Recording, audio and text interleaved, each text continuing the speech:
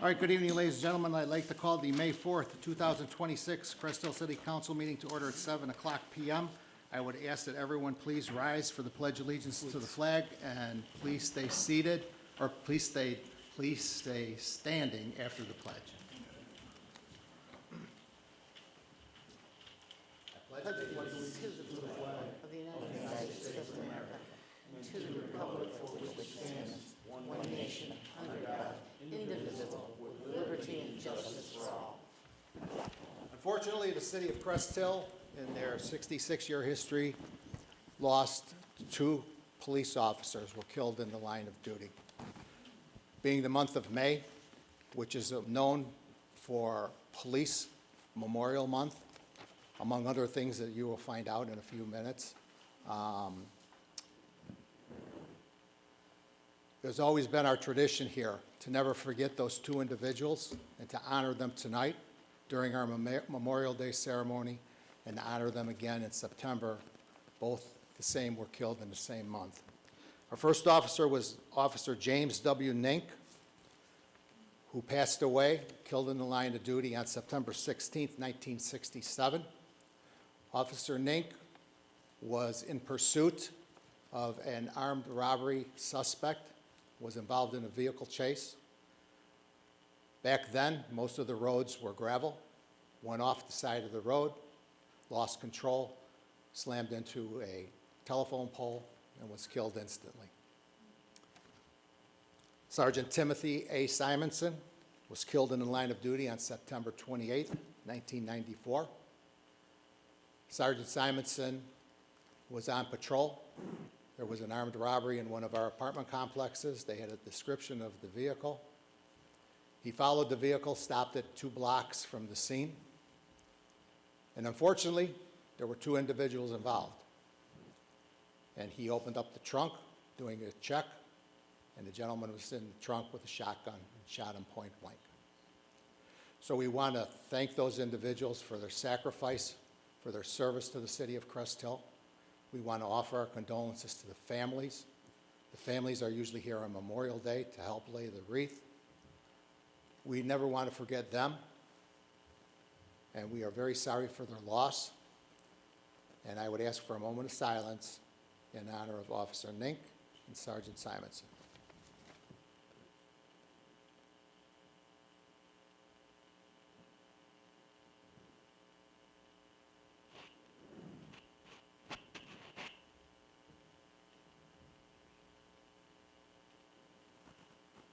Thank you.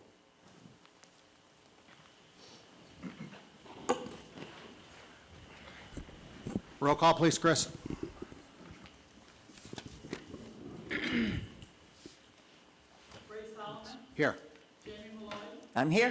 Scott Dyke, Here. Angela Desario, Here. Darrell Jefferson, Here. Claudia Gazal, Here. Tina Oberlin, Present. Mark City, Here. Nate Albert, Here. Joe Kubal. Here. Thank you. Okay, we do have a need for a public hearing to update the CMAP, which is the Chicago Metropolitan Agency for Planning and the Pavement Management Program for 2026. So I'd ask for a motion to open up public So hearing. moved. Second. Motion by Alderperson Overland, seconded by Alderwoman Gazal, for the opening of a public hearing at 7:04 p.m. Roll call, please, Chris. Scott Dyke, Yes. Angela Desario, Yes. Darrell Jefferson. Yes. Claudia Gazal. Yes. Tina Oberlin. Yes. Mark City. Yes. Nate Albert. Yes. Joe Kubal. Yes. Motion carried. Thank you. Okay, public hearing is open at 7:04 p.m. I would like to turn this over to our city engineer, Ron Wiedemann, for some opening comments and then the presentation. Ron? Thank you, Mayor. For over this last 6 months now, I've been working with some consultants in CMAC to have our pavement management program updated. The last time we did the ratings on our streets was 2020. We've been heavily relying on that map to help determine what streets we're going to pave each year. So every 5 years or so, that's about how good that the original study's for. So we went through a process of getting it all updated. We'll do a little presentation tonight to kind of show you what we've done in order to update it, and then some of the work and some of the efforts that we've put in to show that we've really started to make a dent on some of the streets and the ratings here in the city. So Luis, if you want to come on up.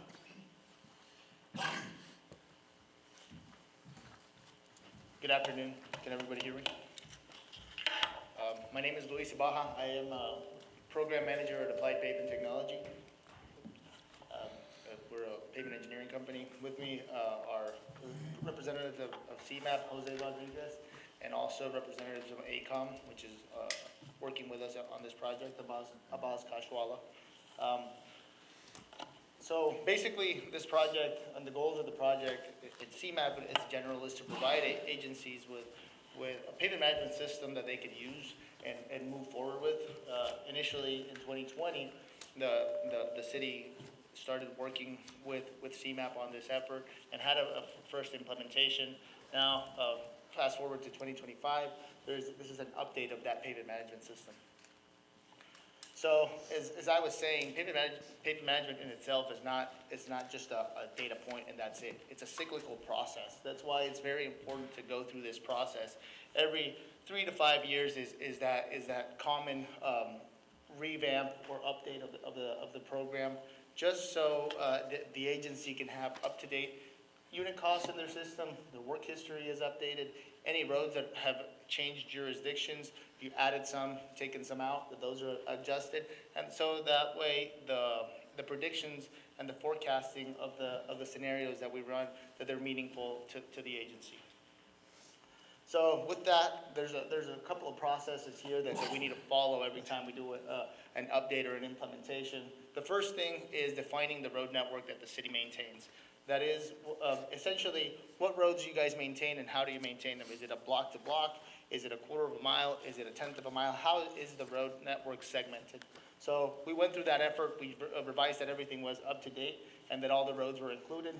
Then we went out, did data collection. With that data collection, we updated the paver, which is the pavement management software that we're using, to have everything in there up to date, conditions, unit costs, etc. So we could run what-if scenarios. What if we want to reach a target condition? What if our budget increases, our budget decreases? That's essentially the goal of a pavement management system, is for it to work as a financial planning tool. So, like I was saying, we went out and did data collection last September, near the end of the month. We drove all the network. We took all that information back. This is the van that was used for it. It's a specific piece of equipment that essentially takes photos of the right-of-way and also laser measurements of the pavement itself. And those laser measurements are put into these types of images to the left and to the right, where one can serve more as an indication of the surface texture, and then the other one allows you to see cracking very well. We do a lot of processing on this imagery. Initially, we run some distress detection algorithms on it to give us a first starting point, but then we have trained workstation surveyors go actually validate distress type, severity, and extent, which is what the ASTM standard requires for you to be able to come up with a pavement condition index. A pavement condition index is basically a rating from 0 to 100, with 100 being the best possible condition and 0 being the worst possible condition. These are categorized every about 15 PCI points, starting from good and working its way down, with the exception of fail that only has 10 points from 0 to 10. So to give you guys a little bit of an understanding of what each one of these conditions means, or condition categories means, 100, again, this is a Stern Avenue right here, where you can see that the road is basically brand new or has no visible distresses on it. It's been recently overlaid, recently reconstructed. That's what a PCI of 100 would look like, or pavement in good condition. We start getting into the satisfactory condition with William Drive. You see that you guys have done crack sealing on that seam line of the middle, and then you have a little bit more of cracking in there, here or there. Pavement cracks, asphalt pavements cracks, concrete pavement cracks. It's normal. We just want to make sure that we're staying on top of it like the city is, with crack sealing and localized patching. Then we start getting into something like University Street between Webb and Sweetbriar Street.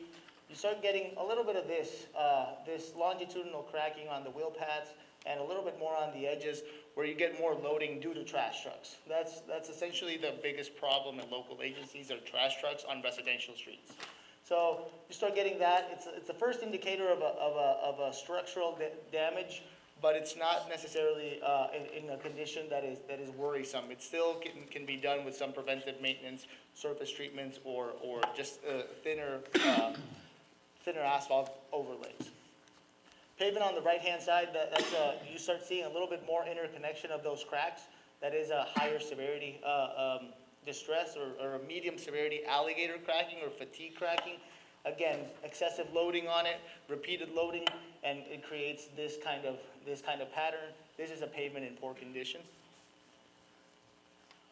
Then you start seeing that it starts to propagate throughout the entire structure. The more we have, the more density we have, the worse the condition. Start seeing a little bit more, perhaps some rutting over here, and getting a little bit more of raveling in those seam lines and near the concrete collars of utilities and storm drain inlets, etc. You can see some depressions right here and some areas that are starting to ravel more considerably. And so the pavement is reaching the end of its service life. And then you run into something like this. This is a failed road. I do want to mention that all of these failed names that I'm using, that's a structural service life assessment. That doesn't mean that this road is no longer functional. If you keep functional, by functional I mean safe. People can still ride on this street. It may not have a great comfort as you're driving it, but it's still, as long as it's safe to operate, it's still a functional road. So we take all that and we come up with an area-weighted PCI of the network, and keep this number in mind as we go through this. Right now, the city has a network area-weighted PCI of 61 for their 51, give or take, center line miles that are maintained. So this puts the city in a fair condition, right in the middle of the fair condition category, actually. So going back to 2020, we did a comparison. In 2020, that area-weighted PCI was 51. So that means that in 5 years, the network has gone from a 51 to a 61. That's a 10-point increase. That is a commendable effort that's been carried out by the city to get out of that poor condition and start transitioning into the fair condition category as a network as a whole. Keep in mind that these numbers we're looking at the network as everything, right? There are still going to be some roads, and if we go to the next slide, we can see this. There are still some roads that are going to be in poor or worse condition. That is just the nature, again, of local agencies. It's very hard to not have roads in these conditions.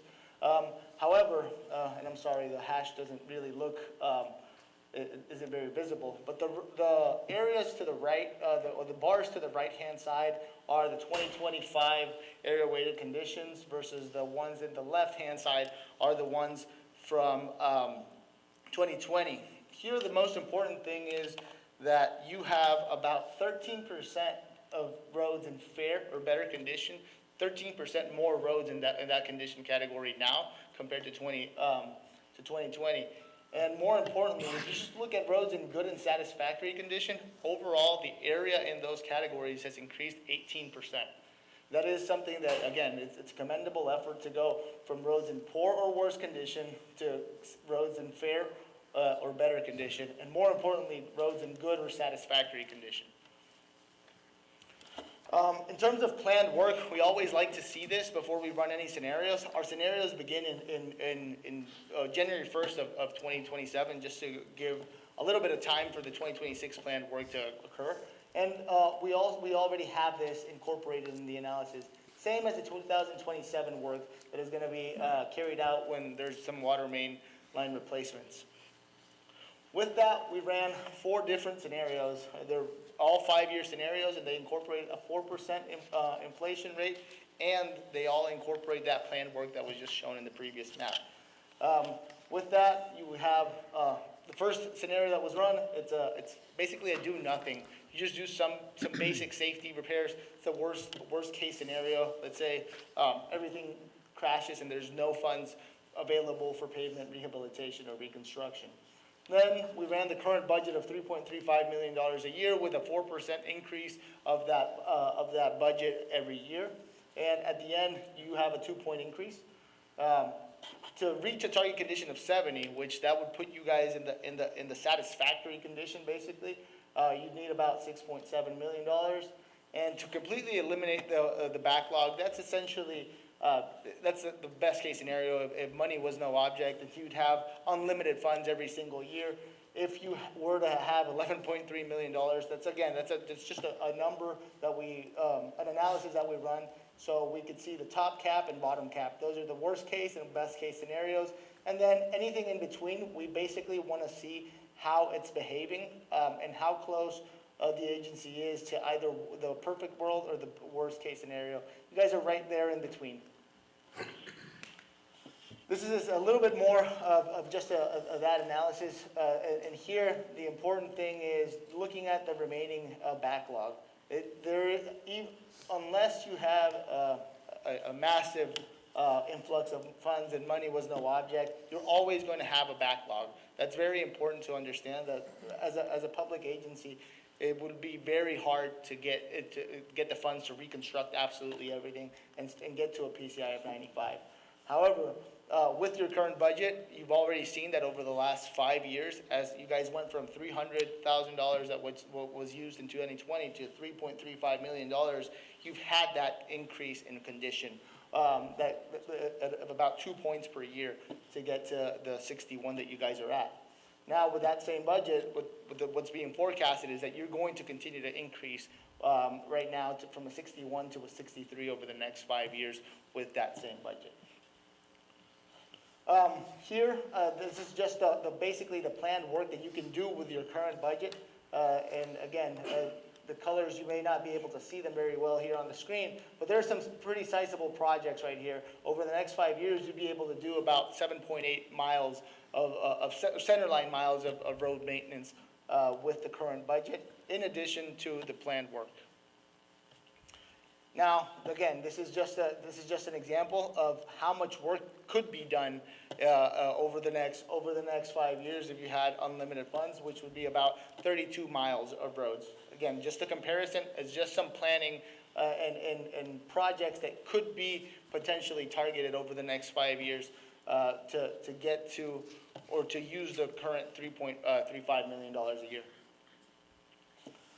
One last scenario that we run is basically localized maintenance, and this is ran right after you do a pavement evaluation, because it's going to look at all that distress data, not just the PCI in itself, but the distresses that make up for it, the potholes, the cracking, the depressions, the ruts, etc. And it's going to recommend places or identify locations where you could do either stopgap treatments, which are those that will require a pavement rehabilitation or reconstruction, but you don't have the funds to do that necessarily. So that means just go fill a pothole, or maybe a rut that is too deep, you can go do some leveling on that. With that, there's about 95 sections that fall under that category, and about $90,000 worth of work for it. And you can see that the PCI for those is very, very low, right there, 32. You have about a 2-point increase, but those roads are still going to stay in that poor condition. Versus for preventive maintenance, just crack sealing and patching, localized patching, you have about 168 sections that fall under that. You could do a lot more sections with a lot less money for about $31,000. You can see that the PCI of those roads, what we're attempting to do is to maintain them at that high condition. And that's exactly what this plot is trying to show you. This is a typical S-curve that you could see on any pavement management system. It's basically how pavements deteriorate over time. And what it's trying to show is that approximately the first 75% of the life of the pavement, you can apply lower cost treatments on it, such as crack sealing and patching, to maintain it. And with that $1 right there, it'll prevent you from spending about $4 to $5 of rehabilitation at the later stages of life. So basically what this is saying is if you delay that pavement preservation, those treatments, that you're going to end up paying more quicker in the surface life of that pavement. Overall goal of any pavement management system, and any pavement engineer is going to tell you, is try to address the pavement and preserve it in good condition or as long as possible in that group. So we want to keep pavements that are good, satisfactory, or fair in those condition categories for as long as we possibly can. So to wrap it up, just some recommendations here is A, maintain the pavement management system, update it on an annual basis in terms of as soon as you complete any work, you go in there and you tell the software, all right, I did this road from A to B, so the software will know, okay, this was a reconstruction, let's put that PCI back to 100. If it was a 30, then that's gonna directly impact it. Updating the unit costs on a yearly basis is very important as well, so you can rerun these scenarios. We've all seen what cost and construction costs how they've increased over the last 5-7 years. So as long as we have that data from current bid tabs, we should update it so our forecasting is adequate. And like I mentioned before, updating the condition every 3 to 5 years just to make sure that your prediction models and everything is actually, it's not overestimating deterioration nor underestimating it, that it's actually tracking the performance of the roads that are actually out here. And continue to use this software as a tool, as a financial planning tool for the agency to identify locations that are good candidates for different types of treatment, preservation, and rehabilitation. With that, I want to really thank everybody here. That you guys have been great to work with so far, and we really appreciate everything and how proactive you've been in providing all the information we needed to do this. CMAP for assisting with all these implementations and updates, it's key, and ACOM as a program manager for the project. With that, I open it up to questions if anybody has any. I'm happy to answer them. Luis, can you go back to page 13? Absolutely. Yes. Now, I know we have about 50-some miles of city pavement that we need to take care of, and I'm looking at that 2020 inspection, and I wish we had data like from 2015, 2010, because I think that 51 would have been a lot lower than that. But just let's focus on 2020 to 25, from 51 to 61. So for those 5 years, the road work that we've done, is that a big jump, or is that average, normal? What? That is a very big jump, and it's from all the agencies. We've worked on over 20 CMAP agencies here. ACOM and CMAP themselves have worked on almost 100, and this is not common, not the common thing that we see. Typically see pavements deteriorating over time instead of increasing. There's limited agencies like yourself that are in a privileged position like this where you actually see increases in PCI. And 2 points at the network level, on a yearly basis, that is a big increase overall. So I would assume that every municipality has issues with their roads. Absolutely. But it sounds to me from what you just made this presentation that we are in pretty good shape, and especially pretty good shape moving forward. Yeah, you guys have definitely increased in condition. Right now, with the forecast that we have, you're with the budget that you have it at right now, it's still forecasted for you guys to see an increase over the next 5 years. It's not as significant as an increase as this because of a number of variables, one being unit costs for work. But you are seeing an increase, which is always what you're striving for in any type of pavement management system. Okay, thank you. Anybody else, council, any questions? Well, I guess when you talk about the change from 51 to 61, how does that 61 compare to a lot of municipalities? It's above the average for CMAP that we've seen. The average is probably in mid to higher 50s. But it's not, so it's above the average in overall. Like everything, there's agencies that are at 65, 66, but there's also agencies that we work with that are in the 30s. So overall, as an average, you guys are slightly above it.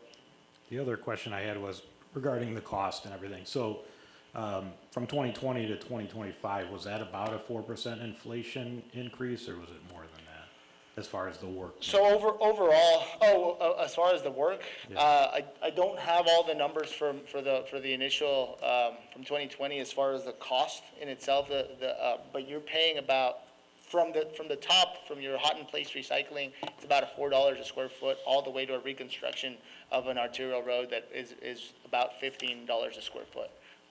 So I'm sure that costs have significantly increased over the past three years at least. Thank you. I just want to make a quick comment. It's thanks to our engineer that since been here in the city has been very progressive on working on these roads and working with the council on that. So thanks to you for being so proactive on this. I also thank CMAC too for the help and the funding on this. I mean, this is a very important tool. Not a lot of municipalities use it. I mean, I use it quite a bit. I mean, it's a really nice tool to use. And like Louise talked about, you know, I use it a little bit differently than I think others do, is that I do a big target in the middle to kind of keep that stuff steady and then attack the ones that are bad, you know, right away. And I think that's what you're seeing, your increase there on your numbers. Anybody else from council? Question? All right, thanks, Louise. Anybody in the audience that would like to make a public comment in regards to the information in the public hearing? Please step to the podium, state your name for the record, address is optional. Let the record show that no one has approached the podium. With that, I would ask for a motion to close the public hearing. So moved as presented. Second. We have a motion by Alderperson Oberlin, seconded by Alderwoman Gazal to close the public hearing at 7:26 PM. Roll call, please, Chris. Angelo Desario, Yes. Darrell Jefferson, Yes. Claudia Gazal. Yes. Tina Oberlin. Yes. Mark Sepiti. Yes. Nate Albert. Yes. Joe Kubal. Yes. Scott Dyke. Yes. Motion carries. Thank you. Okay, thank you for the presentation, Louise, it was very informative. Ron, thank you for all the hard work that you've done over the last 5 years, and keep up the good work. Moving on to, we have a couple of special guests in the audience this evening, and we have 3 proclamations that we have to work through tonight. So the first one is going to be a proclamation for ALS Awareness Month. This council has a copy of the proclamation before you. We will start with the reading of the proclamation by the city council. We'll begin with Alderman Kubal this evening. Joe? Whereas amyotrophic lateral sclerosis, also known as Lou Gehrig's disease, is a progressive fatal neurodegenerative disease in which a person's brain loses connection with their muscles, slowly reducing a person's ability to walk, talk, eat, and eventually breathe. And whereas thousands of new ALS cases are reported every year, and estimates show that every 90 minutes someone is diagnosed with ALS and someone passes away from ALS. And whereas on average, patients diagnosed with ALS survive only 2 to 5 years from the time of diagnosis, and the exact causes of ALS are unknown, and there is no known cure for ALS. And whereas people who have served in the military are more likely to develop ALS and die from the disease than those with no history of military service. And Whereas securing access to new therapies, durable medical equipment, and communication technologies is of vital importance to people living with ALS. And clinical trials play a pivotal role in evaluating new treatments, enhancing quality of life, and fostering assistive technologies for those living with ALS. And whereas the ALS Association is the largest philanthropic funder of ALS research globally and has committed more than $154 million to support more than 550 projects across the United States and 18 other countries. The ALS Association is committed to make ALS livable and cured for everyone, everywhere, and Whereas ALS Awareness Month provide an opportunity to increase public awareness of the dire circumstances of people living with ALS, acknowledge the terrible impact this disease has on those individuals and their families, and support researchers to eradicate this disease. Now therefore, I, Raymond R. Solomon, by virtue of the authority vested in me as the mayor of the city of Crest Hill, do hereby proclaim the month of May as ALS Awareness Month. And urge all of our citizens to join in supporting ALS research, advocating for increased funding, and standing in solidarity with those affected by this relentless disease. In witness whereof I have hereunto set my hand and caused the corporate seal of the city of Crest Hill this 4th day of May, 2026, Raymond R. Solomon, Mayor. so moved as presented. second. We have a motion by Alderperson Oberlin, seconded by Alderman Albert. Questions or comments to the motion? Roll call, please, Chris. Darrell Jefferson, Yes. Claudia Gazal, Yes. Gene Oberlin. Yes. Mark Sepiti. Yes. Ray Albert, Yes. Joe Kubal, Yes. Scott Dyke, Yes. Angelo Desario. Yes. Motion carries, thank you. I'd like to call Mr. John Aldridge to the podium. John is here with his wife Sharon and his sister Mary. And I received a email message from Mr. Eldridge about a month ago asking if we could put together a proclamation for ALS. His sister is suffering from ALS. We certainly want to bring public awareness for this disease. We want to ask people to make contributions for research to find a cure for ALS, which has been around for many, many years. And I certainly wanted to give Mr. Eldridge and his family some time here this evening to make some comments about ALS. But first, on behalf of the entire, well, let me go back to this. I found out that Mr. Eldridge lives about a block away from us. And had some nice conversations with him at his house. So this is something that I hope we can do every May. The lights on the building are blue. They are on for the month of May, not only for ALS, but you're going to find out for the police department and for public works also. And, but I certainly, on behalf of the entire city council and all the residents of the city of Crest Hill, I want to present you with a copy of the proclamation that was just passed here by the city council. And I hope that you will hang this somewhere where it'll be very evident for many, many people to find out.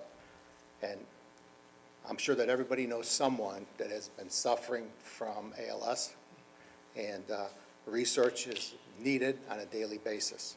So from the city of Crest Hill, please accept this from us, and the podium is all yours for any comments you'd like to make. Pardon me? A picture. Sure. Sure. Why don't you do it? All right, okay, great. Thank you.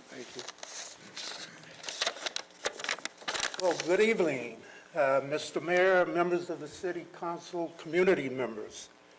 I give thanks first to my Lord and Savior, Jesus Christ. Thank you, Mr. Mayor, for this honor for recognizing ALS Awareness Month here in the city of Crest Hill.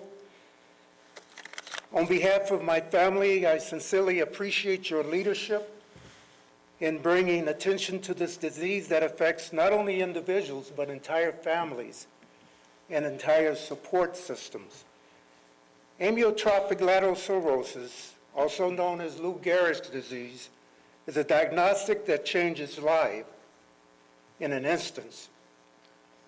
It involves the motor neurons degeneration of motor neurons, losing ability to control muscle movement. It gradually takes away physical ability and degrades speech, but it does not take away a person's spirit, dignity, or the love that surrounds them. Since learning that my sister Mary Young, AKA Sparkle, contracted ALS, this journey has been one of a challenge for my family. Yet it has been a journey of perspective. We have witnessed strengths we didn't know was possible. We have come to deeply value the moments that matter most. Sparkle exemplifies remarkable strengths, endurance, and resilience. Less than a year ago, she ran the Lawndale 5K and placed first in her age category. And she is an avid skier who has taken on extreme terrain. Sparkle refuses to be defined or defeated by this disease. Even in the face of ALS, she continues to travel, continues to give to her family and community, where she has done so in abundance, and strives to maintain her independence in every possible way. Her unwavering determination is an inspiration not only to our family, but to others living with ALS, encouraging them to persevere, remain hopeful, and never give up. And I have a personal statement from Sparkle I'll read to you. And here it is. I taught business and computer science in Chicago public schools for 32 years, dedicating my career to educating and mentoring students. I have lived in Olympia Fields for many years and have actively participated in civic life through the Olympia Fields Association and other humanistic support organizations. My only child, James Young, is a nurse practitioner, and he didn't make it here today. Okay. And that's a blessing that he's a nurse practitioner and he's there to support her in this journey. Throughout my life, Sparkle goes on to say, I have embraced challenges and disciplines, earning medals in mountain skiing and 5K races. In June of last year, I was diagnosed with bulbar onset ALS. I was told I would likely require a wheelchair within a few months. While there's no cure and life expectancy is often limited, especially with this form, bulbar onset ALS. That's not the generic form. There's another form, is a generic form. I choose not to be defined solely by this element. Since my diagnosis, my life has changed profoundly. My speech is no longer understandable. Swallowing has become so impaired that I can barely eat. And my mobility has grown increasingly unstable. Yet I remain determined to live with independence and purpose. I continue to care for myself, dressing, bathing, and managing my nutrition through a feeding tube. I still drive and take care of my daily needs, and I even have a trip planned for Rio, and I probably can't pronounce this right, Rio de Janeiro. It's probably a twist to that sounds much better, but it's in Brazil. I am determined to live fully with purpose and joy for as long as I am able. Thank you, Sparkle, for sharing that personal statement. Thank you. In closing, we're especially grateful for caregivers, medical professionals, and organizations like the ALS Association, who provides critical support, resources, and hope to families like ours. Proclamations like this matter. They remind those living with ALS that they are not alone. They educate the public, they inspire compassion, and move us one step closer to better treatments and ultimately to a cure. On behalf of Mary Sparkle Young, our entire family, and all those diagnosed with ALS in this community, Crest Hill and abroad, I thank you. I thank you for your recognition, your compassion, and your commitment to raising awareness. We are truly grateful. Thank you.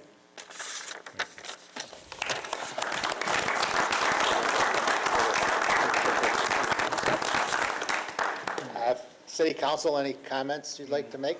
I just want to remind you, Mayor, 14 years ago, I nominated you for ALS Bucket Challenge, so if you're willing to do it again, we're That's more than right. happy to nominate some people. Was Jonathan Masowski was here?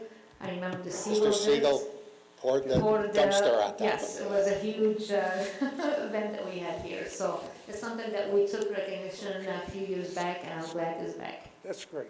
Thank you. Thank you. Anybody else? Well, I just want to say what an inspiration that she is, doing all this and fighting the way she is, and I mean doing races. I mean, I'm just really impressed, and bravo to you, ma'am. And I was just gonna say, Sparkle, you continue to sparkle. And I'd like to know the story with that nickname, but maybe another time. Okay, sure. Just want to take and say that your fighting spirit and your faith in God, and that is really a blessing in helping you stay active and continuing to fight and battle, and God bless and take care of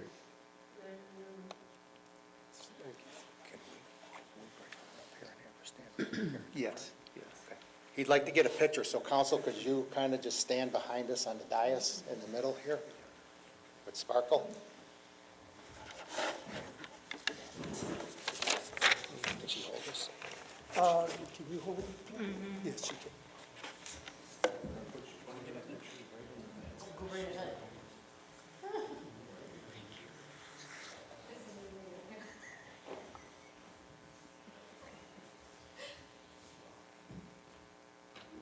Can you see us? Yeah. No, can you see like? Yep. Yep. All right, 1, 2, 3. 1, 2, 3, and the last one. 1, 2, 3. Got y'all.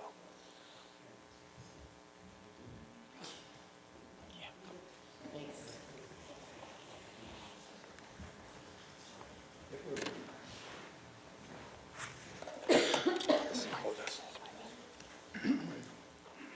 Okay, and I now would ask our Police Chief, Ed Clark, to join me at the podium.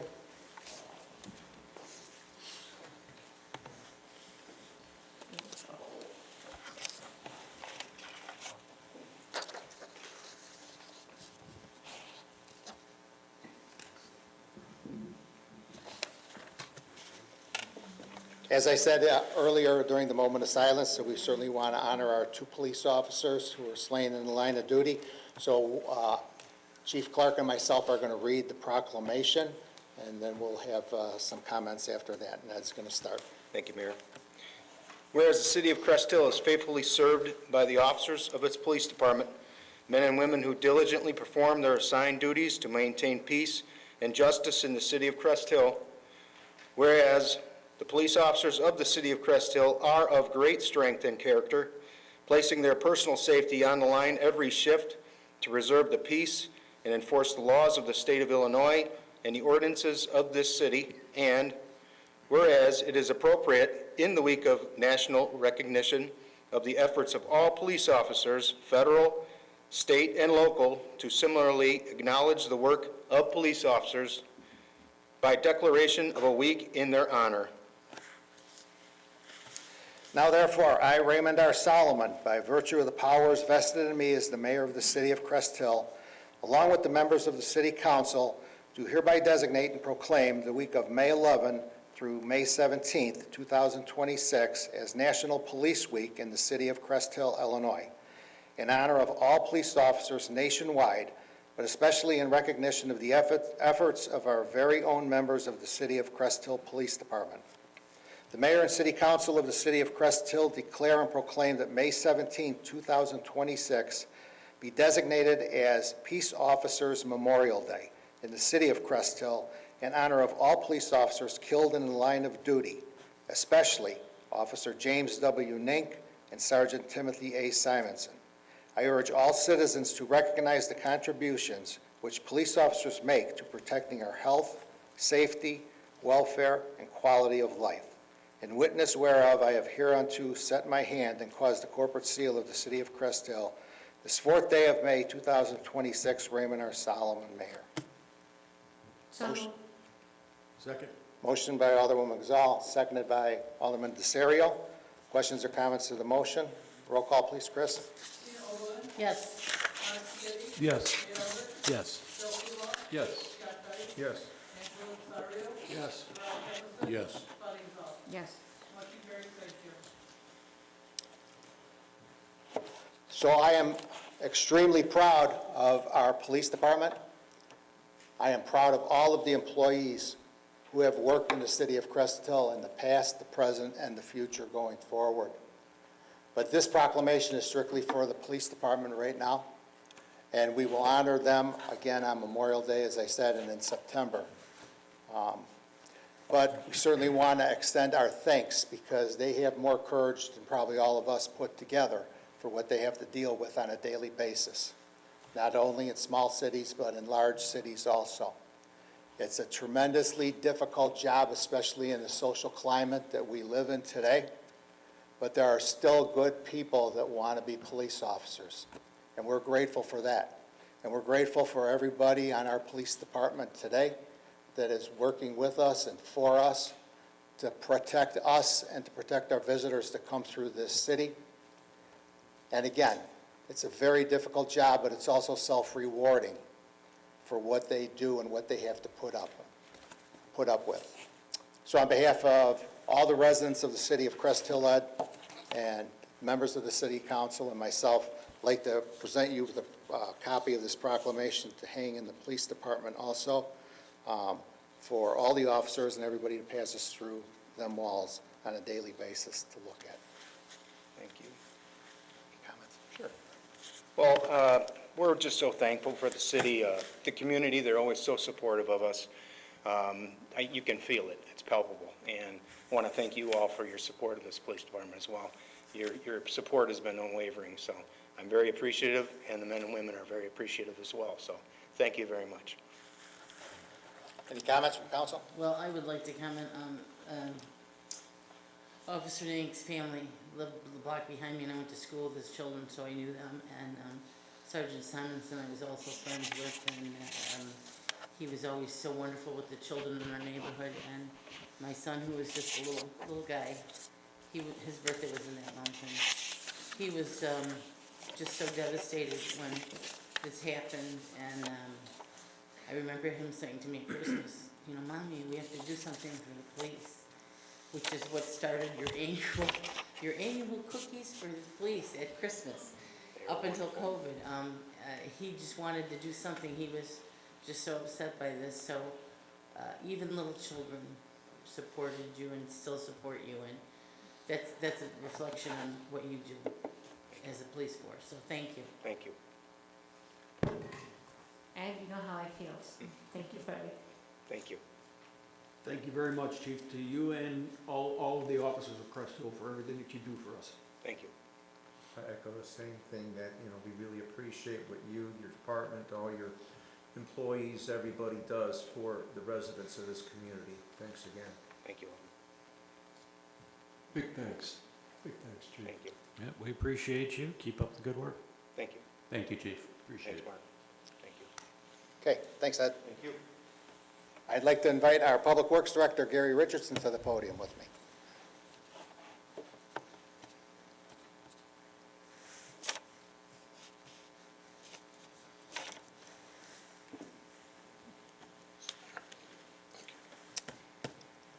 The month of May has a lot of proclamations to be read, but these are all good. And we'll begin with the reading of this proclamation for Public Works Week in the city of Crest Hill also. So Gary's going to read the first part, and then I will follow up with the back part. And again, this is for all of the Public Works employees, past, present, and future in the city of Crest Hill. Gary? Thank you.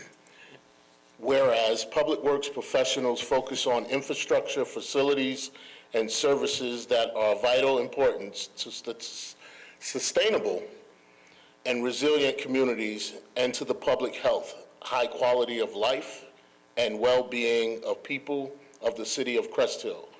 And whereas these infrastructure facilities and services could not be provided without the dedicated efforts of Public Works professionals who are engineers, managers, employees at all levels of government and private sector, who are responsible for rebuilding, improving, and protecting our nation's transportation, water supply, water treatment, and solid waste systems, public buildings, and other structures and facilities essential for our citizens. And whereas it is in the public interest for the citizens, civic leaders, and children in the city of Crest Hill to gain knowledge of and to maintain an ongoing interest and understanding of the importance of public works and public works programs in their respective communities. And whereas the year 2026 marks the 66th annual National Public Works Weeks, sponsored by the American Public Works Association. Now therefore, I, Raymond R. Solomon, by virtue of the powers vested in me as the mayor of the city of Crest Hill, along with the members of the city council, do hereby designate and proclaim the week of May 17th through May 23rd, 2026, as National Public Works Week in the city of Crest Hill. I urge all citizens to recognize the contributions which Public Works employees make to protecting our health, safety, comfort, and quality of life, in witness whereof I have hereunto set my hand and caused the corporate seal of the city of Crest Hill this 4th day of May, 2026, Raymond R. Solomon, Mayor. So moved as presented. Second.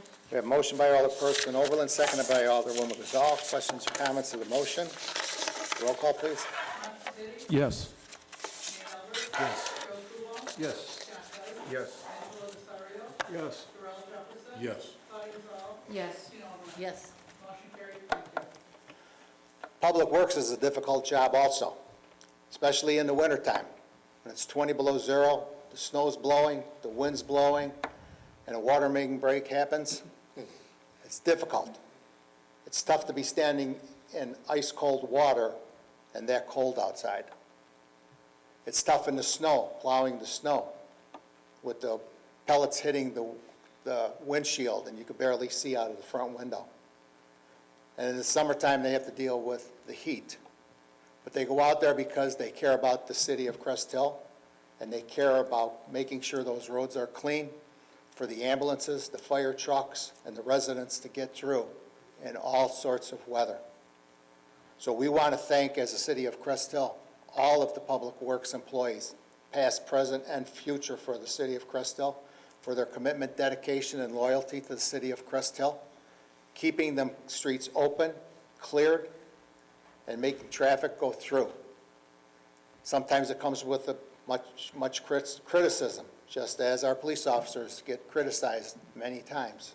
But at the end of the day, they do that because they care for this city and they want to see it improve. And the Public Works Department certainly has improved the quality of life in the city of Crest Hill because they have come a long, long way. With the water treatment plants, Lake Michigan water coming, big responsibilities coming down the road for them also. So it's my honor and privilege, on behalf of all the residents of the city of Crest Hill, the city council, myself, to present a copy of this proclamation for you to hang down at Public Works, for all of the members of Public Works to read on a daily basis also. Thank you. Thank you very much. Any comments? Thank you all. Thank you. Great group of guys to work with. It has just been awesome since I've been here, and I will gladly share this with them tomorrow morning at our team meeting. And thank you so much. Appreciate it. Well, Gary, I hope this is the first of many for you. Thank you. Thank you. Same here. Thank you. Thank you. Thank you, Gary, for what you do. Thank I can you. see the change in staff. Thank you. They like you. That's a big step. What day? No. Thank you. Thank you. Gary. Thank you. Okay, thanks, Gary. Okay. Moving on to,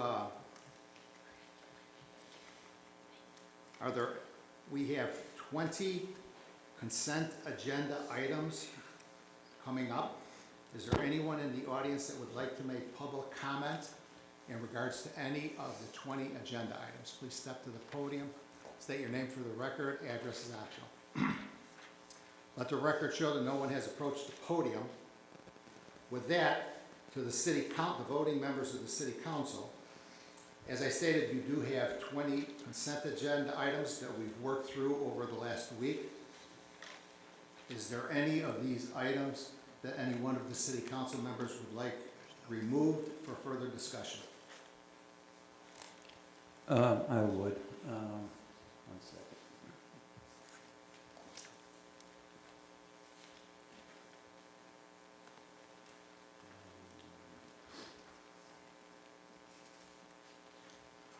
Letter C, the minutes from the April 22nd work session.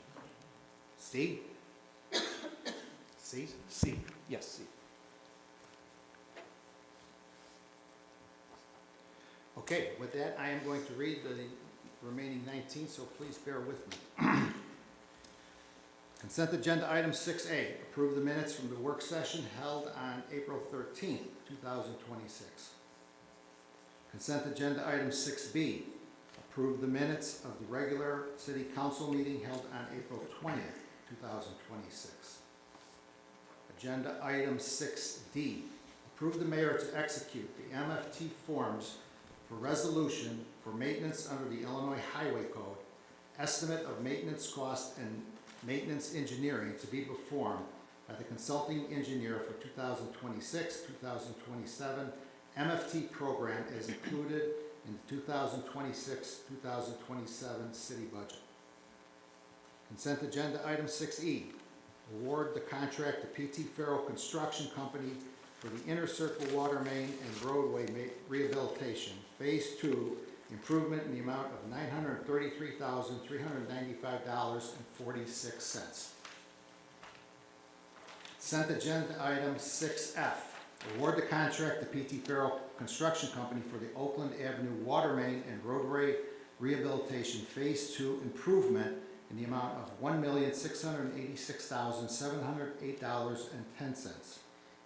Consent agenda item 6G, approve a resolution approving a professional service agreement for design services for the Lincoln Avenue and Crestwood Drive water main replacement and roadway rehabilitation improvement by and between the City of Crest Hill, Will County, Illinois, and Christopher B. Burke Engineering Limited for a cost of $89,975. Consent agenda item 6H, approve a resolution to approve a new independent contractor agreement, consulting service agreement by and between City of Crest Hill, Will County, Illinois, and Ronald Metzner. Consent agenda item 6L, approve an ordinance approving the special use for an indoor recreational and entertainment soccer facility and variations from the Crest Hill Code of Ordinances, sign code with respect to certain real property located at 905 Theodore Street in Crest Hill, Illinois. The application of Jorge Cruz, 2836 Investments LLC. Consent agenda item 6J. Approve an ordinance approving a special use for an automobile sales and or leasing business and an automobile body repairing painting business and variations from the Crest Hill zoning ordinance with respect to certain real property located at 1923 Broadway Street in Crest Hill, Illinois, the application of Francisco Martinez Trejo. Consent agenda item 6K. Approve a resolution approving an intergovernmental agreement by and between the City of Crest Hill and the Geographic Information System Consortium and its members and designing the City of Crest Hill Director and Alternative Director to the GISC Board. Consent agenda item 6L. Approve a resolution approving a GIS Consortium service provider contract by and between the City of Crest Hill and Municipal GIS Partners Incorporated. Consent agenda item 6M. Approve a promotion of Jacob Poor to full-time building inspector. Consent agenda 6N. Approve a promotion of Zoe Gates to administrative assistant for community development. Consent agenda item 6O. Approval of the Veterans Police Memorial Fiscal Year Budget 2026-2027. Consent agenda item 6P. Approval to purchase a drone DJI M4TD from Unmanned Vehicle Technologies LLC in an amount not to exceed $14,183.54. Consent agenda item 6Q. Approval of a special event police service agreement with Palladian Productions LLC. Consent agenda item 6R. Approval of pay request number 40 from Vissering Construction with direction to send it to the IEPA for approval and disbursement for a total amount of $177,742. Consent agenda item 6S. Approval of the regular and overtime payroll from April 6, 2026 through April 19, 2026 in the amount of $292,517.88. And the last one, consent agenda item 6T. Approval of the list of bills issued through May 5th, 2026 in the amount of $540,274.52. Questions or comments? Motion would be in order. So moved. Second. Motion by Alderperson, Alderwoman Gazal, seconded by Alderman Desario. Roll call, please, Chris. Nate Albert, Yes. Joe Kubal, Yes. Scott Dyke, Yes. Angela Desario, Yes. Darrell Jefferson, Yes. Claudia Gazal. Yes. Tina Oberlin. Yes. Mark Sepiti. Yes. Motion carries, thank you. Okay, Mark, you asked for 6C, approval of the minutes from the work session meeting held on April 27, 2026, for further discussion. Yes, in reading the minutes on that meeting, I just noticed that there was some content left out of the discussion pertaining to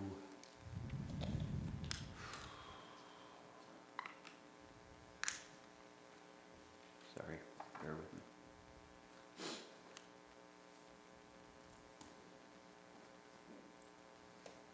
The presentation on the Veterans Memorial Day event.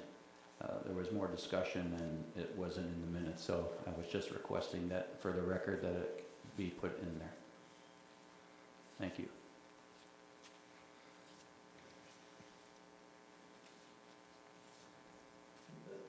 So, my understanding is there's been some back and forth between you and the clerk's office, Councilman Zeppi? Correct. Is the exact content what's you're requesting in those emails? Because Well, I go ahead. I've been asked by the clerk to basically, are the minutes supposed to be verbatim, like a transcript? And we've had this discussion before, they are not. They're supposed to be a general summary. So, I mean, Right. Well, if you look at those same minutes, for example, item number 2, which was the forensic update and discussion. It was a longer discussion. However, much of it is verbatim, specifically quoting individuals, their exact words. So I have no problem if it's going to be a general recap of discussions, but who picks and chooses when it's a recap and when it's a word-for-word transcript of the discussion? So, and I just find it a little frustrating that I find that it's often myself, discussions or comments that I'm involved in that get severely edited down. And I hope it's just a coincidence. But I'm finding it, as you all know, because I bring it up on minutes, where it just seems to happen more often than not, that where if I have a discussion and bring up points, they don't appear. But again, you look at other parts of minutes and it's quotes. I mean, direct quotes from members of council that it appears that way in the minutes. So I'm just a little unclear as to the approach of when the minutes are done, when and how it's determined to include exact quotes or to summarize it with a sentence or two. It's either, I think, in fairness, it should be consistently done. I would just like to say, Alderman Committee, no, the clerk's office is not picking on you. The verbatim parts that you are getting in your packets could be legal, and it could be the independent auditing that is happening. Those are being verbatim. But the clerk's office is not picking on you. I didn't say anyone was picking on me. I'm just saying that I have noticed a pattern. And some areas that are in here quoted are not just from legal counsel, so that there's no legal misunderstanding, or it's quotes and statements from various other people that were in the discussion.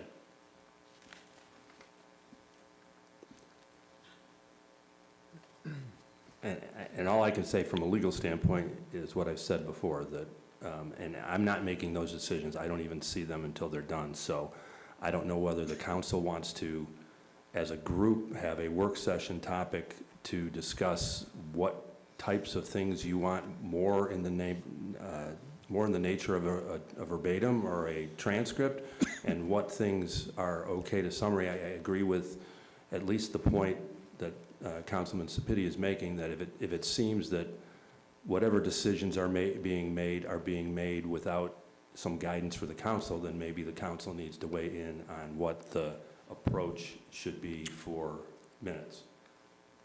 But again, legally, I mean, I think Blaine and I have had this discussion, some of his other communities and some of my other communities. The minutes are very general and very much an overview. But you've always got the recordings, that if the council wants to mandate that the recordings never be deleted or discarded once the minutes are approved, you've always got the recordings to go back to. The city could make that as its policy now. I think that at some point you might have space and cloud storage issues, but that's something that's easily solvable if you want to, as a policy, say our minutes are going to be general, but if anybody ever wants to go back to audio recordings to find the verbatim, you can. I mean, that's one option. Can I make a couple comments? Sure. You are correct. The minutes are, as minimum, that's how it's been for years. And I kind of mentioned to Chris earlier, I've never seen so many details in the minutes like lately. The new clerk that she has, Linda, she's like doing an amazing job. Like, she puts a lot of information. I mean, it took me forever to read all these minutes today. In the past, I have asked for a transcriptor. Maybe that's the way that we can record that. I understand the meetings are not televised. And maybe some resident would like to see what happens in meetings. The resident, they're not gonna come and listen to the tapes in here. We'll be opening a can of worms of doing stuff like that. So since the meetings are not televised, maybe we can get that transcriptor, and have them ready in case somebody wants to see them. But also, I'm just one more minute. Also, when I wanted to make a change, and correct me if I'm wrong, Chris, I've reached out to you and said, do you mind adding this to the minutes? Is that correct? Correct. So that's another way that we can do it. We can add email or call and say, I would like this particular part to be added to the minutes. And today, I know the communication was back and forth between Linda and Mark, and she just didn't understand completely what he wanted to put in there. So on the 11th hour, we couldn't get it in, anything changed. So, I mean, I guess the only thing we go back in there and do is just type that section verbatim, but it's just like the attorney said, it's basically a synopsis of actually what happened. And again, the clerk's office is not picking on any individual council members, any individual comments.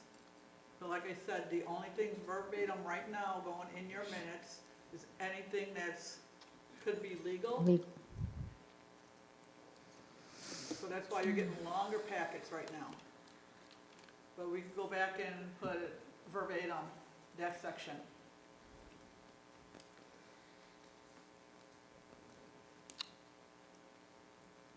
Mark, I take it you've made suggestions on what you want to see added, or just redone altogether? Well, I didn't see her, I thought I was clear on what I was requesting, but I didn't give a word for word, please add this kind of thing, no.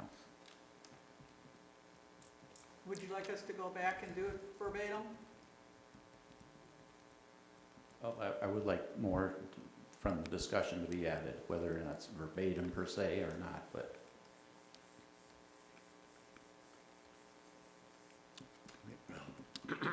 it wasn't that long of a discussion, that's the part I'm, you know, the amount of time it took to her to email me back and forth a few times, probably could just listen to it and done it.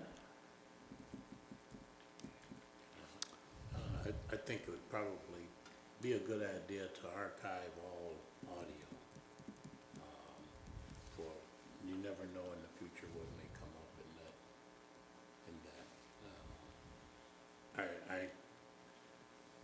The generalization in the minutes, I understand, but I think, the audio should be archived some type of way. If we got a server, we could download it in. I don't really trust cloud that much, but if we got a private server, we could download all the audio in and save for futuristic recall.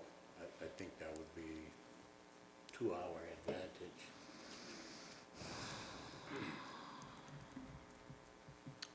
Council, I think you have two choices. Approve them as written, or have further discussion at the next work session in regards to these minutes.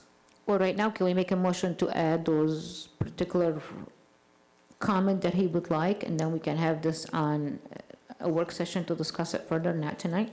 Well, Right now, we have we a can month to actually- approve them, right? A month to approve, so. Yeah, they right could now, wait till the if you- next council meeting to approve if they're, If you want to, right A now, new- table these, we'll go back over them, send them over to Alderman Sapiti, see if he's okay with it, and we'll bring them back on the next agenda. that would be fine. Somebody needs to make a motion. I'll make a motion to table it. Second. Motion by Alderwoman Gazal, seconded by Alderman Jefferson, to table consent agenda item 6C, the approval of the minutes from the work session meeting held on April 27, 2026. Questions or comments from council? Roll call. Joe Kubal, Yes. Scott Dyke, Yes. Angelo Desario, Yes. Darrell Jefferson. Yes. Claudia Gazal. Yes. Tina Oberlin. Yes. Mark Sapiti, Abstain? Nate Albert. Yes. Motion carries, thank you. Okay. Do you have some numbers for us, Chris? Because I know we have a couple people here I'm going to give the opportunity to speak after we get the numbers of the ordinances and resolutions. I do. 6D, Resolution 1409. 6G, Resolution 1410. 6H, Resolution 1411. 6I, Ordinance 2059. 6J, Ordinance 2060. 6K, Resolution 1412. 6L, Resolution 1413. 6M, Resolution 1416. 6N, Resolution 1417. And that's it. Okay. What was the one before 6N? Can you repeat that? What was it? 6M? 6M? 1416. 6M was 1416. Okay, thank you. What was, 6D was the first one? 6D was 1010? 1409. 1409? Uh-huh. And 6E was nothing? What was the next one? 6G, 6G. That was 1410. 10. Okay. Okay, I see, let's go back to consent agenda item 6L, that's for the, or let's go to 6J. That is for 1923 Broadway Street. Mr. Trejo and your interpreter, would you like to come to the podium and any comments in regards to the approval of your plan commission recommendation? Okay, have a good night. Bueno, pues yo ojalá y quisiera poder trabajar como las otras veces le he dicho. Yo sé que estoy pidiendo pocos lugares en el espacio que tengo, el lugar es grande, son nada más 5 lugares lo que están en el plano. Solo quisiera no tener problemas porque como tengo 5 lugares, pues el inspector va a estar revisando. De eso no me afecta. Él hace su trabajo, yo lo respeto. pero va a haber días que voy a estar trabajando un poco más tarde porque tengo que sacar el trabajo que tengo para poder no tener tanto carro ahí. Entonces, nada más quiero pues tener un poco más de, ¿cómo se puede decir? Flexibilidad con los carros, que si hay un carro ahí de más que es mío, pues no haya tanto problema con el inspector. I have a quick question. He just mentioned that he wants flexibility. We never talked about flexibility last meeting at the work session because he has 5 spots and sometimes you might need the 6th one. Is that part of the conditions? I don't recall that part. I think the conditions are 5 spots for parking and 3 spots for car sales. But now he's saying that he might have extra work and he might need flexibility. He's going to work late at night. Well, So he would like flexibility. That wasn't part of the discussion last week.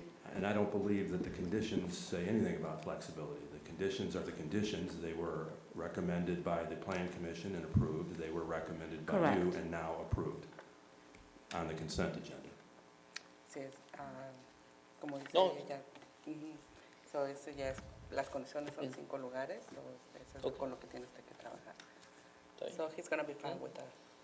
He's fine with his 5 Okay. spots and, Because we didn't talk about that and now I Yeah. hear a different story from him, so we just want to make sure for the record that. yeah, he just went to work and then, make sure to comply with the conditions they have in they talked about last week. And he's gonna comply with that, so thank you so much for that. That was his only concern? That's his only concern, Okay. and well, the only question he told me, asked me before, it's about the time. Like, he has some hours, and he says, like, if one time he has to stay over, if he's gonna have any problems with that, like working inside for passing the hours for the closing time, not open to the public, but he finishing something inside his business place. Does he's gonna have any problems or troubles with that? Well, I'm sure that the hours of operation were one of the conditions also. For that, And right? it was approved with those, you agreed to those conditions at the Plan Commission, you agreed to those conditions at the work session last week. So that was, yeah. So Sí, nada más I would say that you're gonna have to honor the hours as they were in the condition also, Yes. Thank you. okay? Yeah. Question about the hours. The hours of operation is that for customers coming in and out as opposed to him working on a car after closing? Because he's not seeing anyone. Yeah, can you clarify that? Yeah. It's a good point. So occasionally, there's issues due to noise and other, complaints that we would get. So that's why the Planning Commission normally sets the hours. That's the hours that people are going to be able to come in and he can do business, but also within the business or the establishment. It's normally noise and light are the 2 typical complaints that are the reasons why Planning Commissions and councils set operational hours, so that we're basically not getting loud pounding or, bright lights as they're working, at their facility or within. But what is the hours right now? Yeah, I think the attorney's pulling up the document. The conditions are hours of operation of the auto body repair / painting business is Monday through Friday, 9 a.m. to 7 p.m., Saturday, 9 a.m. to 6 p.m., closed on Sunday. Hours of operation that's condition number 9. Condition number 10 is the hours of operation for the automobile sales and/or leasing business is Monday through Saturday, 9 a.m. to 6 p.m., Sunday closed. And you do back up to residential? I'm sure that was the consideration the Plan Commission had also, being in a residential neighborhood. No, I think you're okay with that hours, right? Yeah, that's okay with that hours, and then, with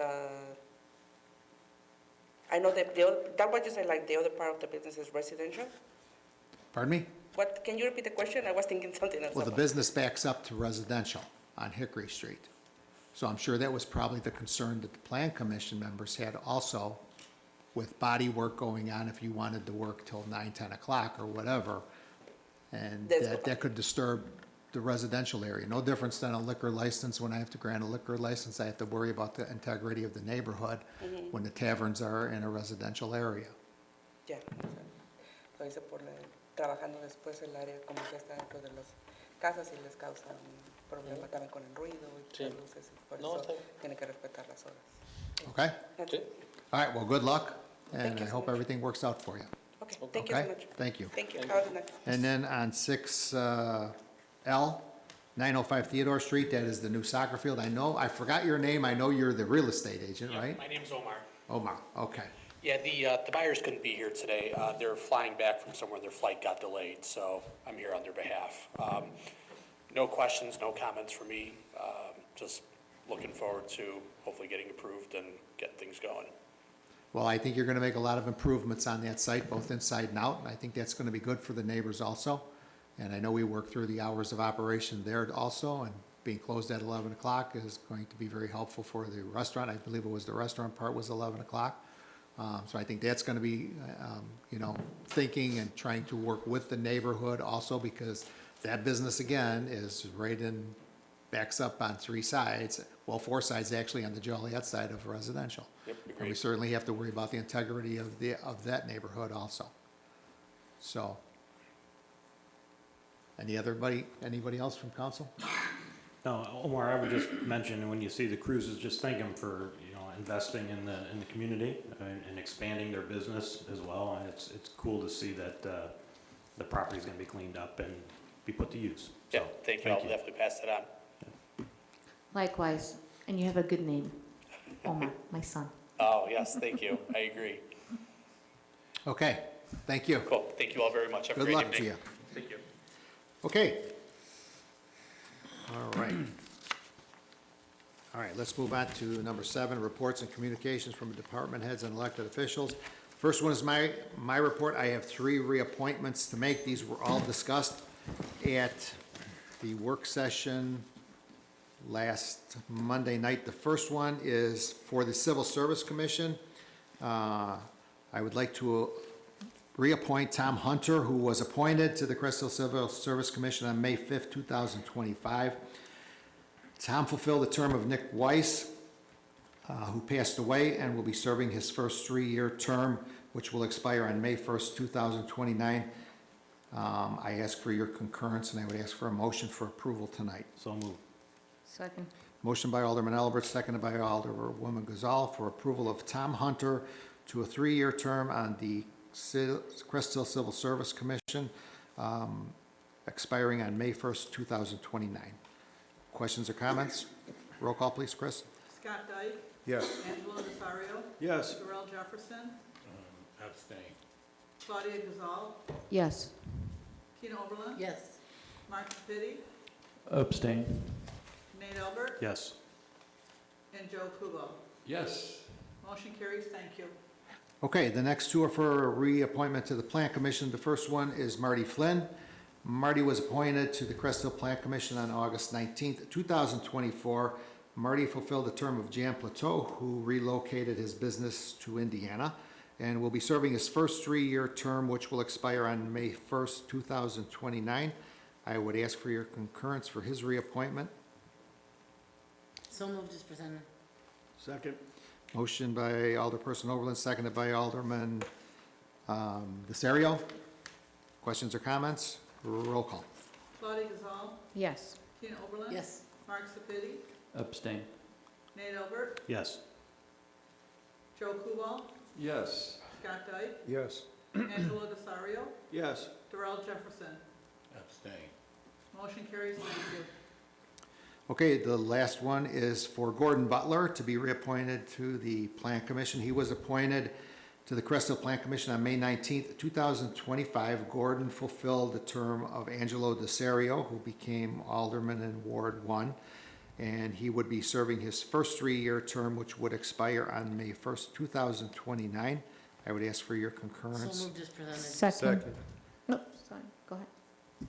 Give it to him. We have a motion by Alderperson Oberlin, seconded by Alderman Dyke. Questions or comments? Roll call. Angelo Desario. Yes. Darrell Jefferson. Abstain. Claudia Gazal. Yes. Tina Oberlin. Yes. Mark Sepiti, Abstain. Nate Albert, Yes. Joe Kubal. Yes. Motion carries, thank you. Okay, Oh, Scott Dyke, I'm sorry. Yes. Thank you, now motion carries. okay,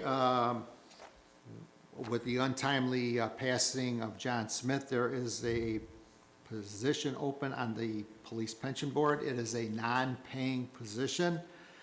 It's strictly volunteer. I'll be accepting applications and resumes until the position is filled. Any questions of the mayor? I have a comment, Mayor. I know you did this proclamation, you took a moment of silence, which I think it's an amazing thing. But I want to bring something to everyone's attention here.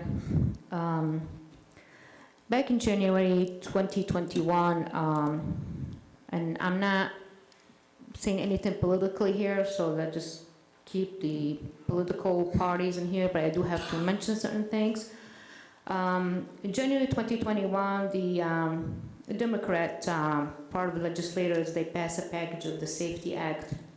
And the Safety Act, it was exactly the opposite of what they proposed, what sounded like, or what it was supposed to be. The police, I think every police organizations, they are frustrated. The individual, they get arrested, they have felonies, including violence crimes, and not held custody as often as before, placing them back on the street. As a mom of a policeman, which I know we have another alderman here, that he has a son that he is a police.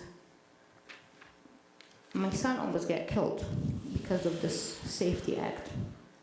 And since we sit here and we thank all the police and we keep holding memorial, I do not want another police be killed. Another police got killed last week. And this continue on happening because the criminals, they get put back on the street. So as of May of this month, Susana Mendoza, which is a Democrat, and the Republican Party, they are calling for the repeal of this major Safety Act. And I'm hoping every elected official here and everyone that's listening, call you legislators, and I hope, Mayor, that you will do the same thing. We need to stand up. If something get passed, doesn't mean it's right. We can always fix it. And I'm pretty sure the chief will agree with me because he's making his job difficult as well.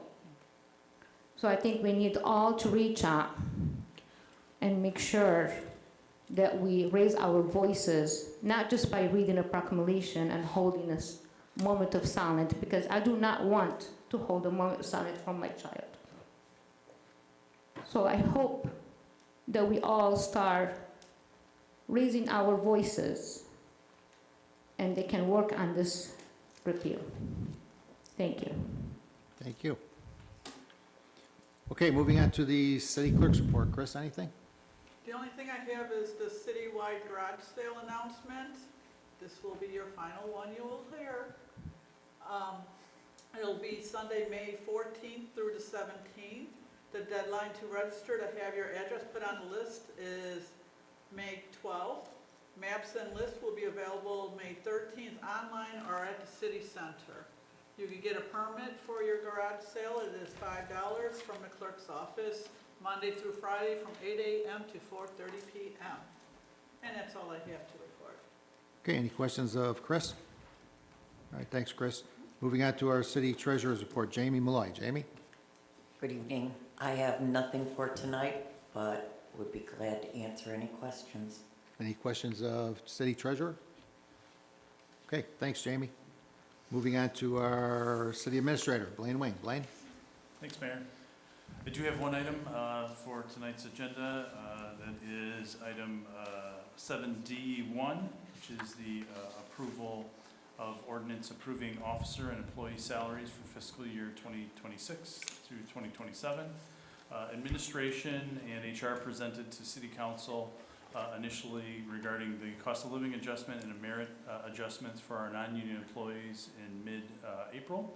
And during that meeting, it was explained that the proposed cost of living adjustment was going to follow the city's 2% maximum, which is the lower of the cost of the consumer price index, the CPI, and 2%. So even though the consumer price index was higher, it's the max, and so is that 2%.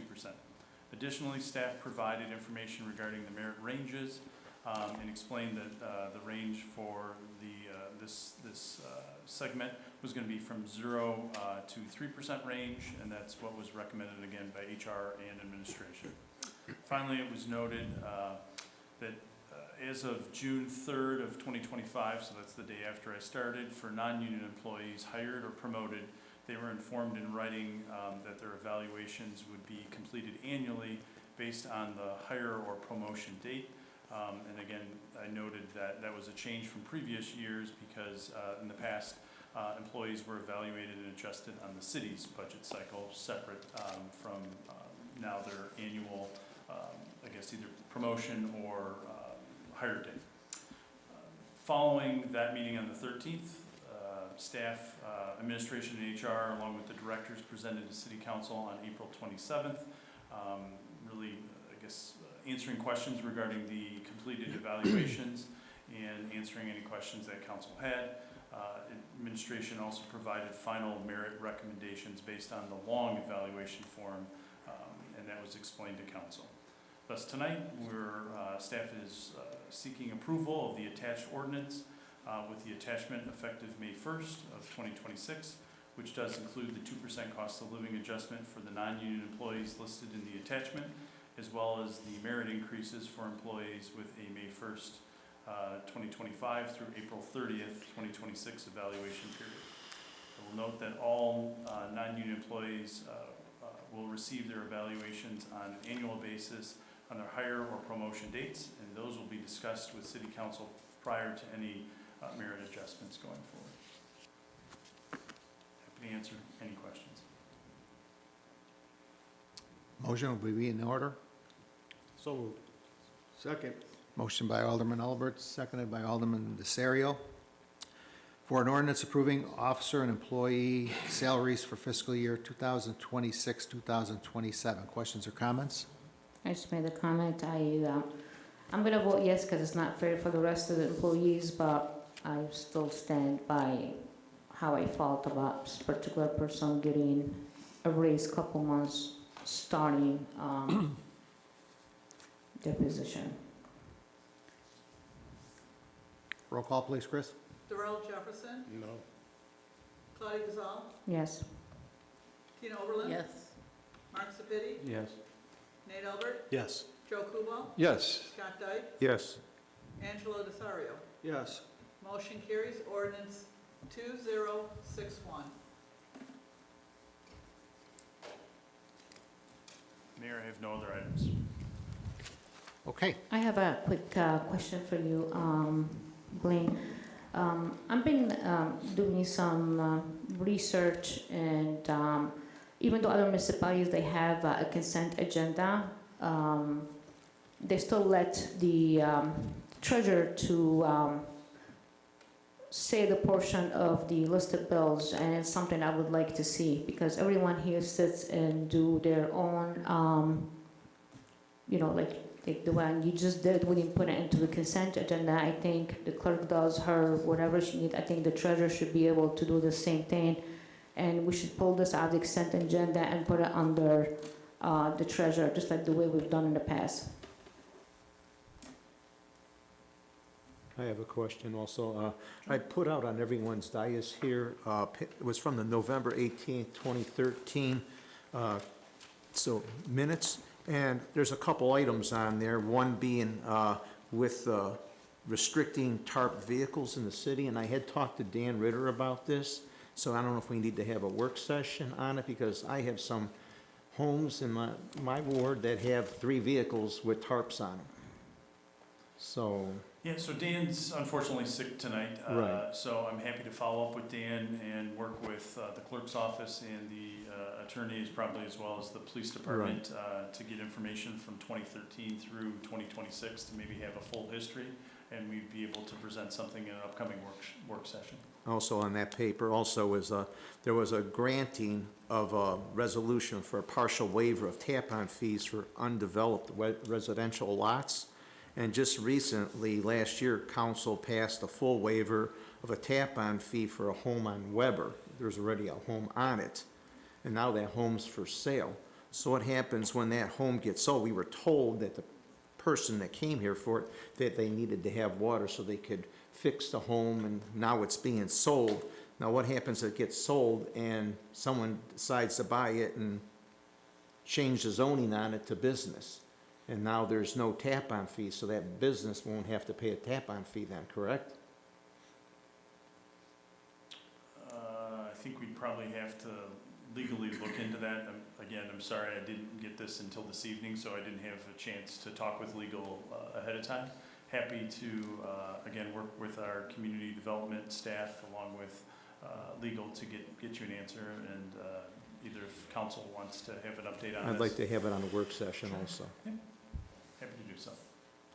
Also, on the newest list of bills, we had Unimax on there, and I noticed the price went up from $2,000 to $3,660.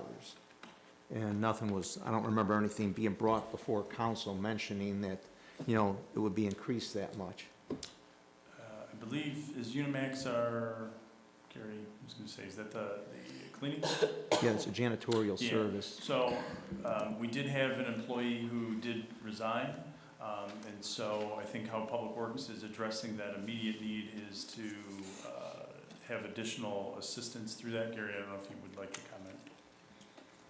comment. So we have no janitorial service right now, so Unimax was here, and we had an employee resign, and until we can fulfill that position, we had to have the company take over the police department along with here and down at Public Works and one other facility at the East Plant. Okay, thank you. I just wish in the future that maybe, you know, we could be brought up or let known about it when that happens, so we're aware of it. Sure. Thank you.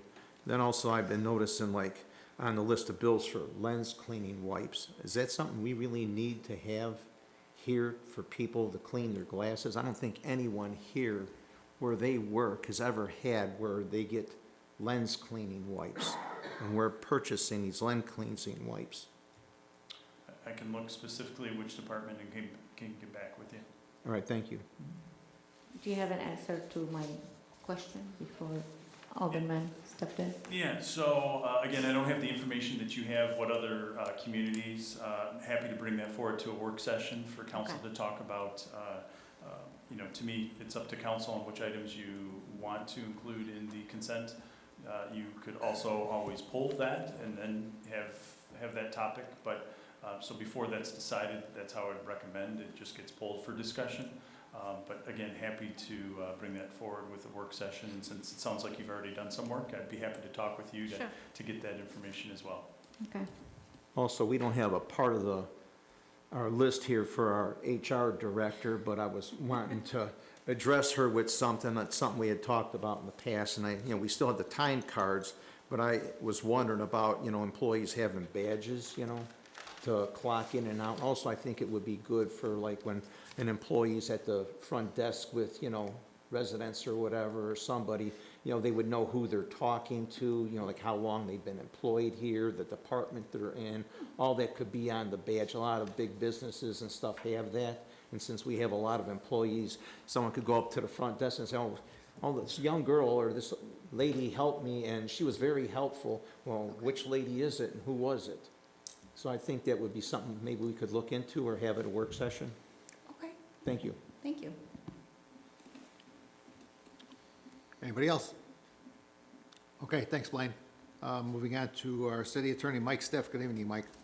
Good evening, Mayor and Council. I have two agenda items. They are closely related. The first one is the resolution approving an engagement letter proposal by and between the City of Crest Hill, Will County, Illinois, and Ketchum Advisory, LLC. Prior workshop, the council determined to move forward with a forensic audit of the Events Committee going back from its inception through the present. The Ketchum Advisory proposal came to the city through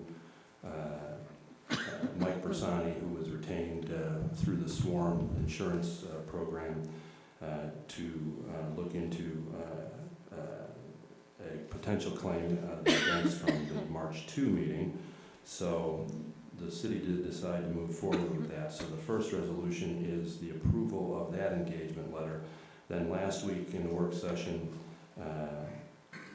the second resolution was tentatively approved, and that's the approval of an engagement letter proposal by and between the city of Crest Hill, Will County, Illinois, and Hervis, Condon, and Bersani for legal services related to the investigation and forensic audit of the Crest Hill Events Committee. So to keep the relationship with the forensic auditors part of the attorney-client privilege, you would first approve that resolution authorizing the execution of the engagement letter by Hervis, Condon, and Bersani, and then we would move on to the resolution approving the engagement letter with Hervis, Condon, and Bersani. And once those two resolutions are approved, the forensic audit could begin. So the first would be the resolution approving the Ketchum Advisory LLC engagement letter. Happy to answer any questions.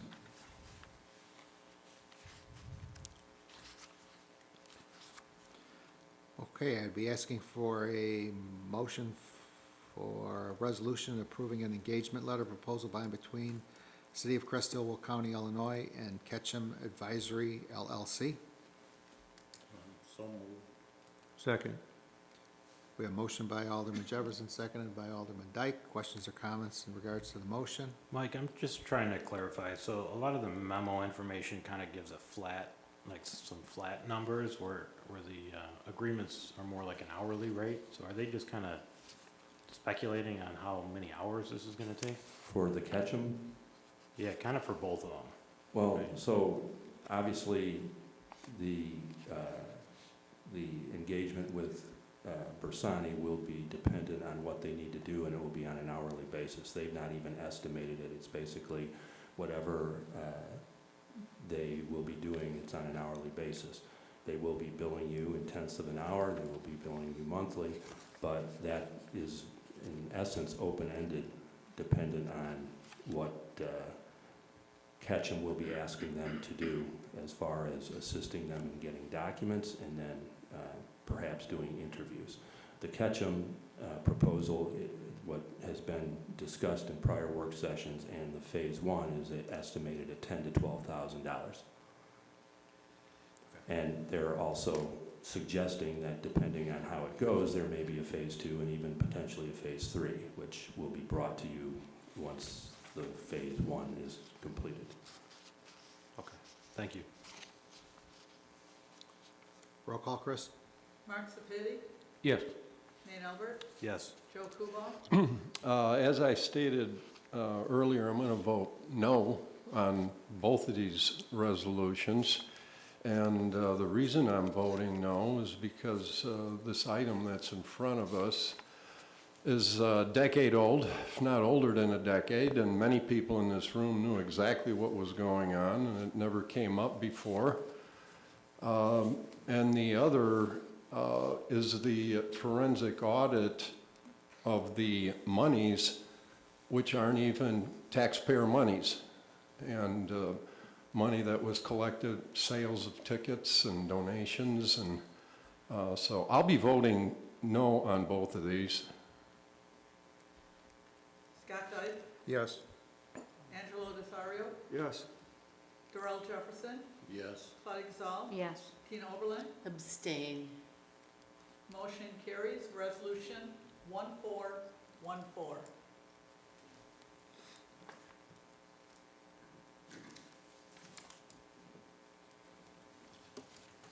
Okay.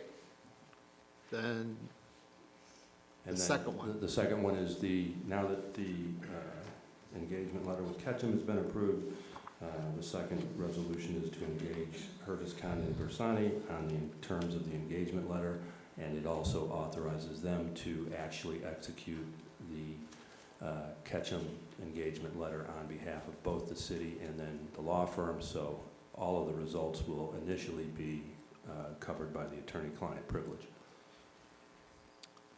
Okay, motion would be in order. Oh, so moved.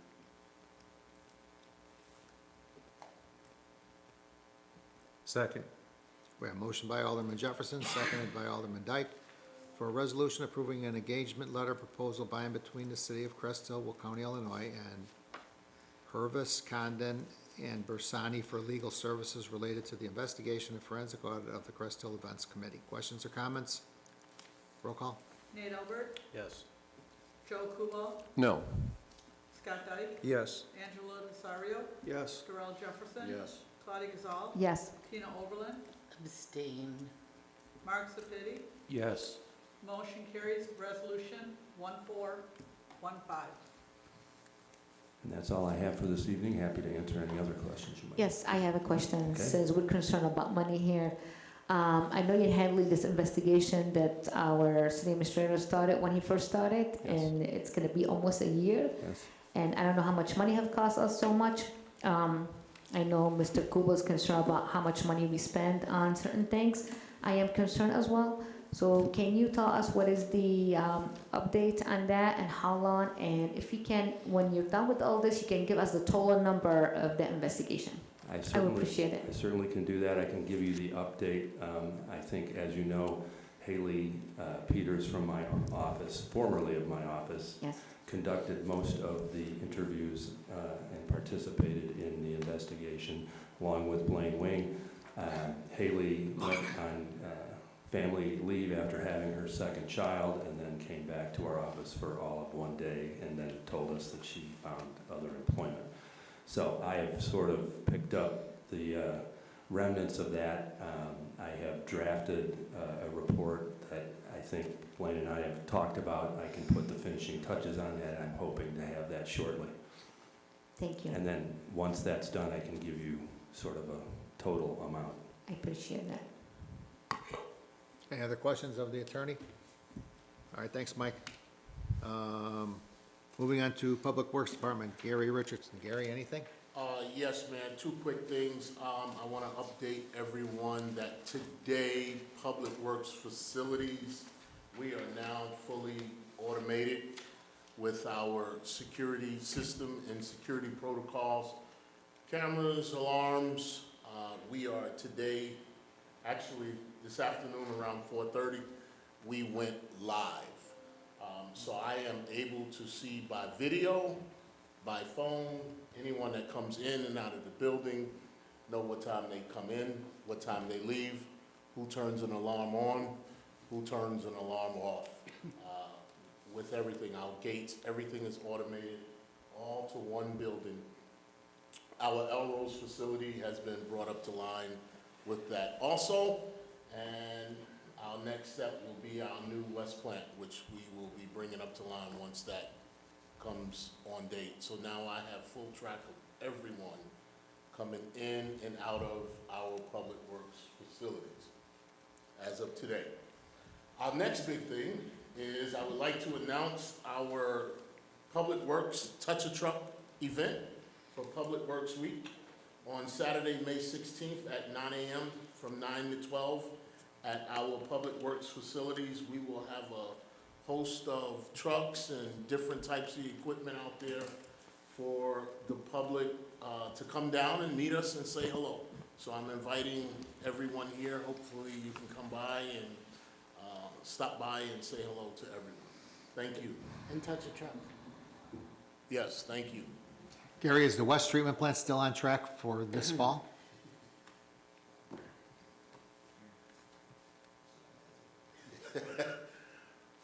Mayor, we're close. Okay, We are close. We are close. okay. We're getting there. All right, any other questions for Gary? Just a comment, just because I spoke to Kim at Public Works last week. She wanted to throw out another reminder about the rain barrels as well. Yes. So the rain barrels, I just pulled up on the website, are still available to be purchased online up until May 11th. So it's a discounted rate for those rain barrels. Yes. I plan on picking mine up, so, thanks. Thank you. And boy, is mine full. Okay, thanks, Gary. Moving on to our city engineer, Ron.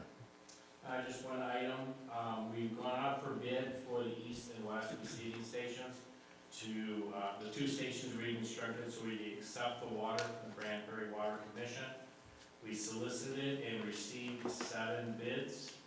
The bids in the memo I have there resulted from 8.5 to 10.7, where Visering Construction Company was currently our same company that's doing the west plant. We had 2 alternatives in there that are not eligible for the IEPA loan. One was for the SCADA system. Again, Visering Construction was the low bid at $850,000. And the second alternate that was in there was for diversion structure. Again, Visering was not the low bid, but when you added up all the bids together, Visering's low bid came in at $9,427,000. The IEPA loan was estimated at $10 million. So we're in under that, and we had budgeted in the 2027 budget $1 million for the 2 alternates. So those also came in under budget. So I'm looking for a motion to approve a motion for a notice of intent to award a contract to Visering Construction Company for the City of Crest Hill Eastern and Western receiving stations in the amount of $9,427,000 and execute all required documents and direct city staff to have Strand Associates, Inc. prepare the full IEPA submittal package and submit to the IEPA for approval. So moved as presented. Second. Motion by Alderperson Overland, seconded by Alderwoman Gazal. Questions or comments in regards to the motion? Did you say Visering 850,000? I see 600. $8,507,000. $8.5 million roughly was their bid. And the high bid we had was at 10.7. The consultant's bid, did I write that in here? The consultant bid was around 9.9, real close to $10 million for all this work. Okay, roll call, please, Chris. Joe Kubal, Yes. Scott Dyke, Yes. Angela Desario, Yes. Darrell Jefferson, Yes. Claudia Gazal, Yes. Tina Oberlin, Yes. Mark Sepiti, Yes. and Nate Albert. Yes. Motion carries, thank you. And that's all I have. Okay, any questions of the engineer? All right, thanks, Ron. Moving on to our finance director, Glenn. Glenn? Mayor, I have no report at this time. However, I'd like to answer any questions if there are any. Any questions of finance? All right, thanks, Glenn. Police Department, our Police Chief, Ed? Nothing at this time. I'll answer any questions, but before that, just want to remind everybody we have our Cop on a Rooftop on May 15th, on a week from Friday, from 5 a.m. to noon. You'll see us out at the Plainfield Road location of Dunkin' Donuts, and you can come out, get a cup of coffee. If you can see donating, that'd be wonderful. And those who want to kind of hang out with us, we'll have a good time. It's always fun, so imagine that, cops at a donut shop, but we'll be there for Special Olympics. Any questions of police? Are you gonna wear the donut? It's usually the brand-new officer. Has one. I wore a donut at one time, don't worry about it. I know.